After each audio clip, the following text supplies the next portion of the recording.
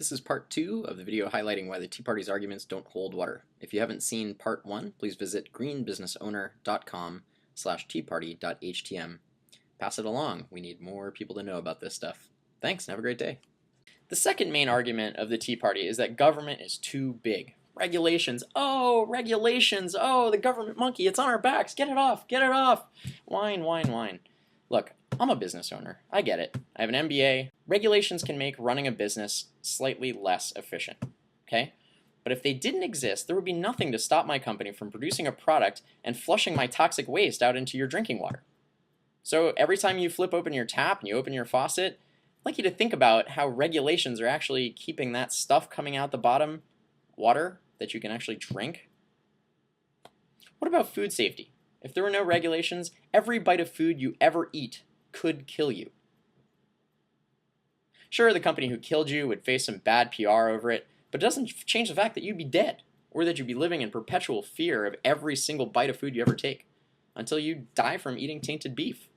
Seriously, what kind of life do these people want? No government means anarchy, and that's no way to live. So let me just give you one quick example of where a lack of regulations is actually killing us. Factory farms in the United States are able to put 24.6 million pounds of antibiotics non-therapeutically into their operations every year just to keep animals alive in these super inhumane, totally grotesque, unhealthy, unsanitary conditions that are breeding grounds for bacteria and viruses. So how else do you think a burger can cost 99 cents? So in comparison, only 3 million pounds of antibiotics are actually used to treat people with infections in the United States every year. That's about 12% the amount used non-therapeutically on factory farmed animals. So what's the big deal? That's the free market, right? The problem is that use of antibiotics creates antibiotic-resistant bacteria. This is what is classically referred to as an externality. It's a cost that's borne by us that should be borne by that company. See that picture on the bottom right? That's actually my knee. 2 years ago, I got a MRSA infection. MRSA stands for methicillin-resistant Staphylococcus aureus. It's one of the many superbugs that our healthcare workers across the United States are fighting every single day. And infections like this are incredibly common. MRSA is regularly found in gyms, in offices, on buses, restaurants, you name it. It's pretty much everywhere. It was so bad, my infection, that I couldn't actually walk. And I had to have 2 minor surgeries to clear the infection, plus go on an intensely powerful antibiotic that wreaked havoc on my digestive tract. But at least the factory farms paid for it, right? Yeah, not! It ended up costing me about $3,000 when all was said and done. Why, again, I am subsidizing factory farms, unsustainable, unhealthy businesses? Oh, right, because there's no regulations against this kind of abuse in the United States. The European Union banned this practice many years ago.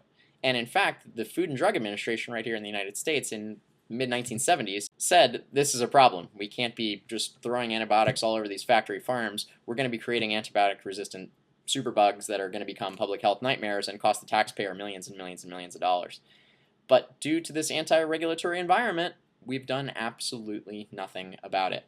So why would citizens, Tea Partiers, rail against these regulations that protect them from health problems and real costs like the $3,000 I paid to treat my MRSA infection? Might have something to do with a well-orchestrated confusion put in place by billionaires whose companies benefit from a deregulated environment.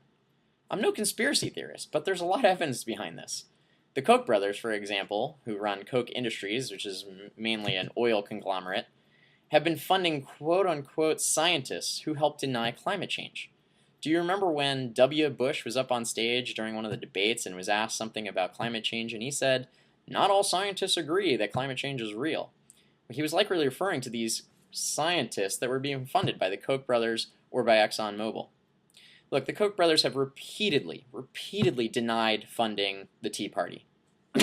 Bullshit! Sorry, something obviously stuck in my throat.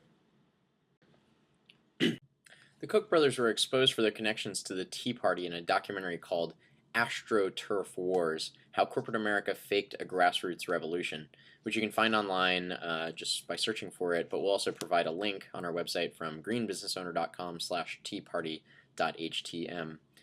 It was reported in The Guardian, Forbes, and other publications, and it makes sense, right? These guys are billionaires.